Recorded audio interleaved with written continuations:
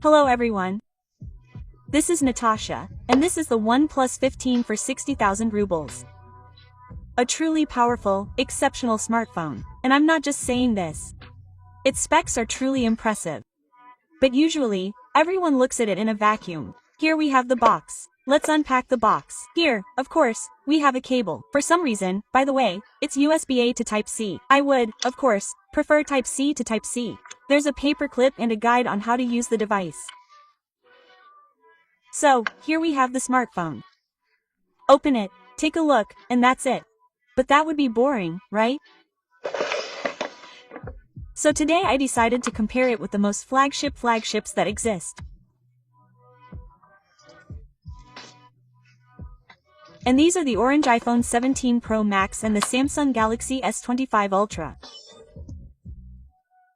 You'll agree that this battle promises to be intense. It will indeed be very interesting, because, as we know, Samsung is very good, a very good iPhone, and OnePlus should be just as good in all respects. But is that really true? Let's take a look.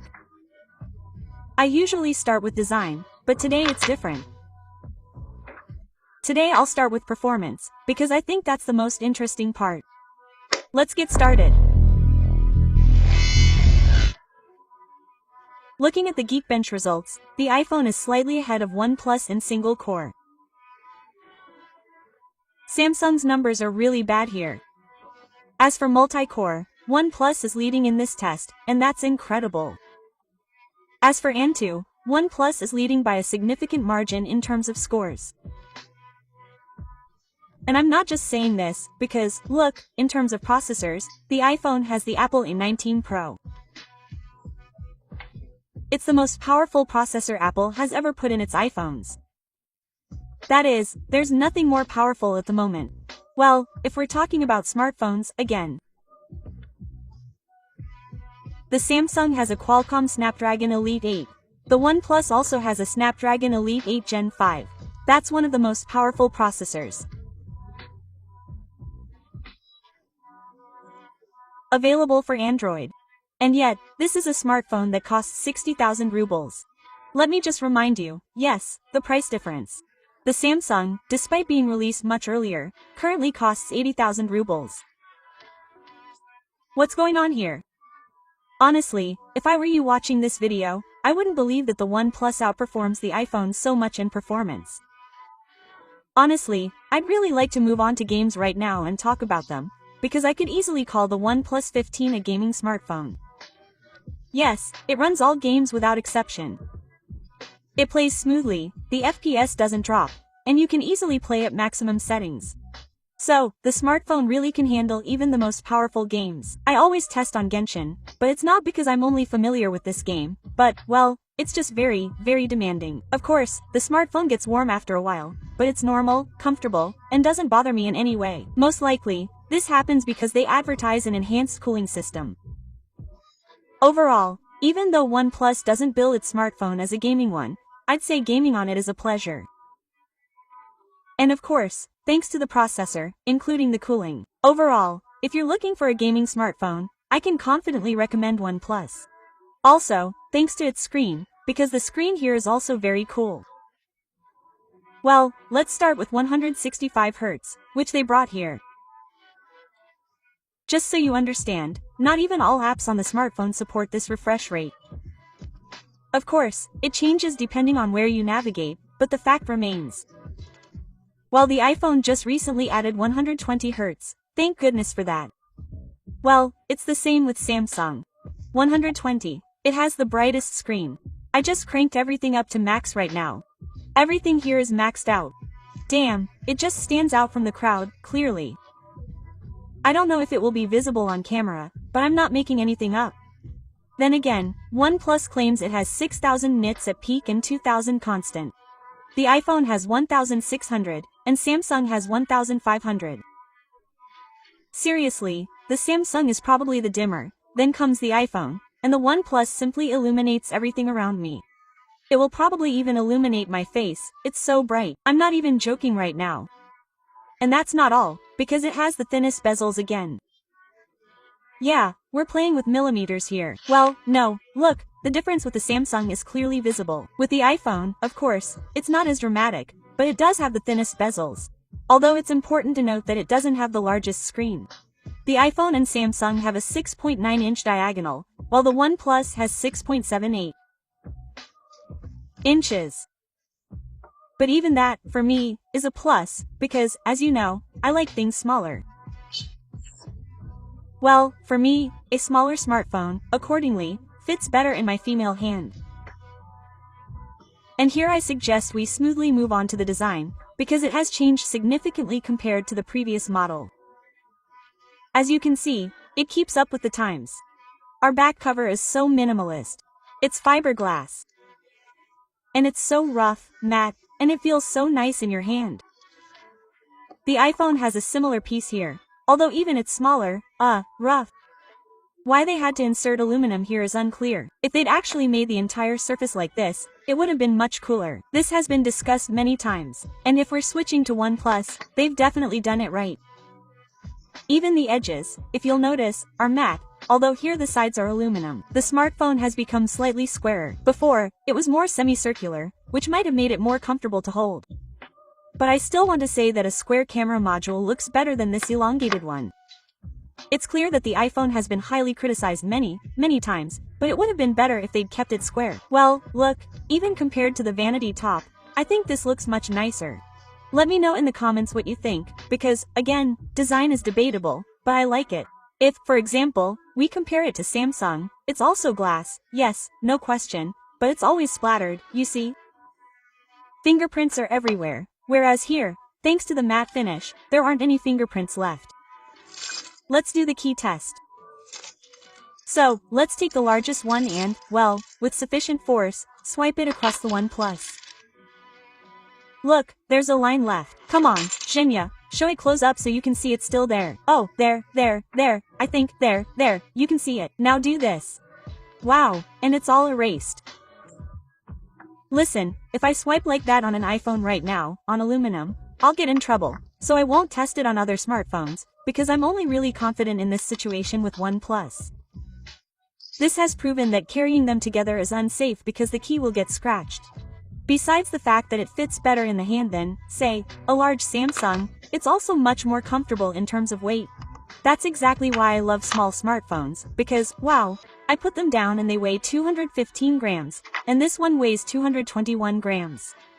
The iPhone weighs 236 grams. What? Why is the iPhone heavier than the Samsung? Where has anyone seen that? Where has anyone heard of that? What's going on? It's made of aluminum. What other interesting design features have they added? I've added this button. Now you can customize it, which means you can change widgets. Camera, do not disturb mode, silent mode, you can set up a translator. But the most interesting thing is probably mind space. It's a kind of AI storage that syncs with Google Gemini. So, we can just press and hold, and it will take a screenshot of any screen, and there will be a summary of what the neural network sees on the screen. And with a long press, we can record an audio commentary in any language. Russian is also supported. It all looks like this.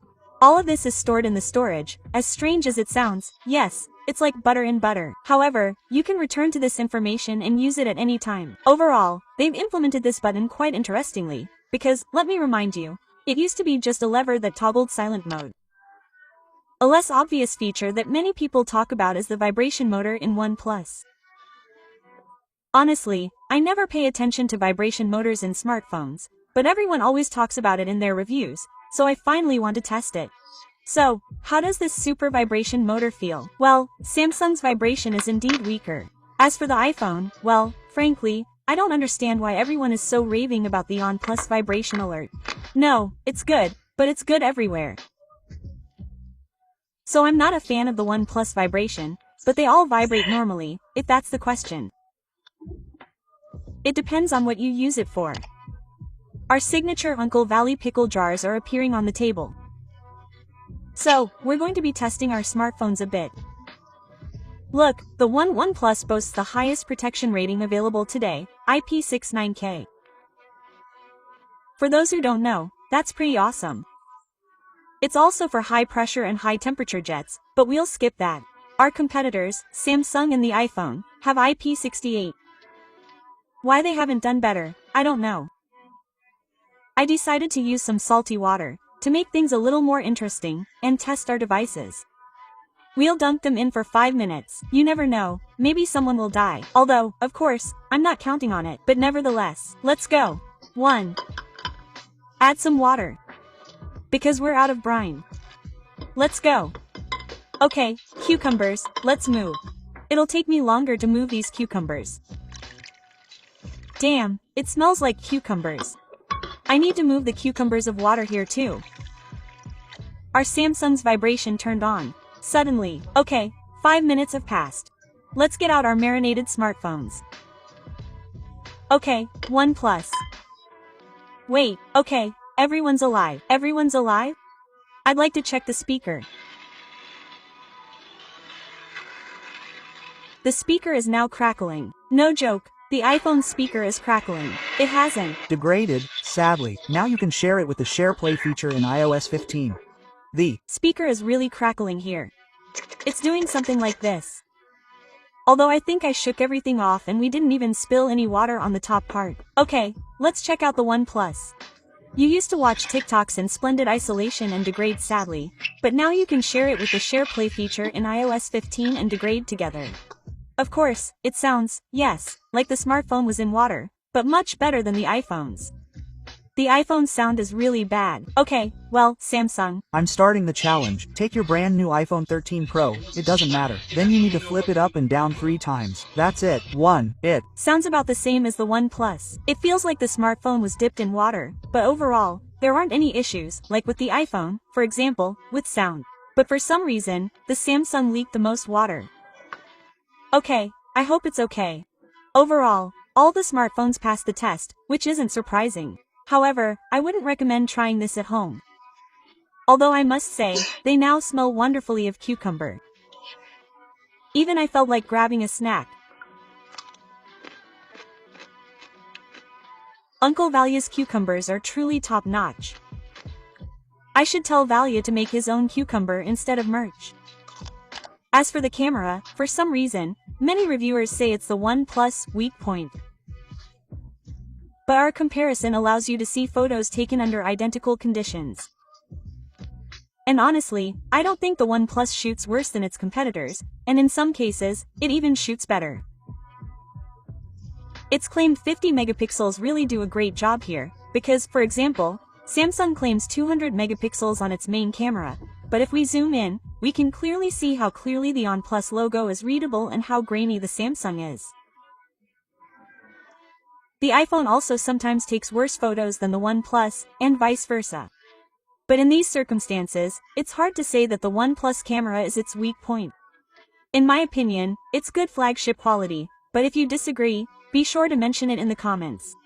Perhaps Maps produces such photos thanks to its built-in AI features. Smart Scene, for example, makes the rendering of light more realistic. And there's also Perfect Shimmer. For example, if you took a photo with your eyes closed and have a series of photos, you can swap them out for your eyes open. By the way, this is a handy feature, because if it's a group photo, you can save someone's facial expression. AI 1BL removes blur, and you can also take a photo of text and translate it. I have the global version of the smartphone, and all these features work in Russia. As for the front camera, here it's a whopping 32 megapixels versus 12 and 18, but I can't say it's that noticeable here. Yes, I like the quality better than on the iPhone, because for some reason the iPhone blurs and brightens up the photos, and I've never liked photos taken with the iPhone's front camera, but they're very close to the Samsung's. I like that skin texture is visible. I'm not at all embarrassed by it. The background is also clearly visible, it's contrasty and pleasing, but again, it's a matter of taste. So, the sweetest thing is the OnePlus 15's battery lasts 7,300 hours, while the Samsung has 5,000, and the iPhone has 5,088 mAh. I also ran a comprehensive test with these smartphones, charging them to 100% and then draining them to 0. So, what did I do? I ran the Antutu benchmark several times, played games, streamed videos, and even turned on the 4K 60 FPS camera to push the smartphone harder. For example, I have this in my life. When I shoot videos, I shoot them in 4K 60 FPS. And indeed, the battery drains pretty quickly, so I did this at the last minute. And you know what? The Samsung battery died after 8:43. While the iPhone only lasted a few hours. After 12 hours and 12 minutes, it turned off. And I had to work hard with the OnePlus battery because, well, it just wouldn't run out of power. I didn't even know what else to do. But, for example, at 2%, when there were only 2 left, it turned off the camera for me, saying, "No, I won't turn the camera on anymore, the battery's low." I thought, oh well, I turned on pub. In the end, when there was 1% left, he turns off the game for me, says, "Listen, no, I'm switching to ultra saving mode." That's it, now you can't do anything except utilities. The only thing I could run in this situation was Antutu. And even this test at 1% it scrolled up to 34% of the test. And if I hadn't turned on Antutu, I don't know how many hours it would have worked. In the end, it turned off for me after 13:47. Anyway, in real life. I don't know why this is, but it seems to me that smartphones really discharge faster than when you try to discharge them on purpose. And nevertheless, this is the test that turned out. It seemed interesting that the Samsung and the iPhone have almost the same battery capacity of 5000 mAh, but the iPhone lasted much longer than the Samsung, which means that it is much better optimized. Moreover, at the very beginning of the tests, when it was 100%, at first the OnePlus drained the battery faster, the iPhone held up better, and then by the middle of the test, the OnePlus had overtaken the iPhone. The same thing happened when charging from 0 to 100. I also ran this test. I was curious to see which would charge faster, because the OnePlus claims to charge at 120W, while the iPhone charges at 40W and the Samsung at 45W. Obviously, these are peak performance figures, but in the actual test, the iPhone actually performed very well when charging. Initially, in the first few minutes, it started up quite quickly, but even from 50%, it outperformed it and ultimately charged faster in 0.8 hours, while the iPhone charged in 23 minutes and the Samsung in an hour and 50 minutes. It took it almost 2 hours to charge from 0 to 100. This is where things get a bit dicey. What's striking about these results is that the OnePlus is smaller than both the Samsung and the iPhone. That is, it's the smallest of the 3 smartphones. And it lasted the longest and charged the fastest. So, what do we have? An incredibly powerful smartphone that can play absolutely any game. It has a brilliant, ultra-thin display with a 165Hz refresh rate. Its modern, timeless design looks attractive, is vandal-resistant, and offers the best protection available today. It has good flagship cameras, supports various cool AI features, and, most importantly, costs 60,000 rubles. I'm not exactly surprised. Honestly, I specifically chose truly serious competitors for this review because, until now, I didn't believe either reviews or articles that OnePlus was so good. Therefore, I can confidently recommend this smartphone. The link is, of course, in the description. If you buy it, you won't regret it.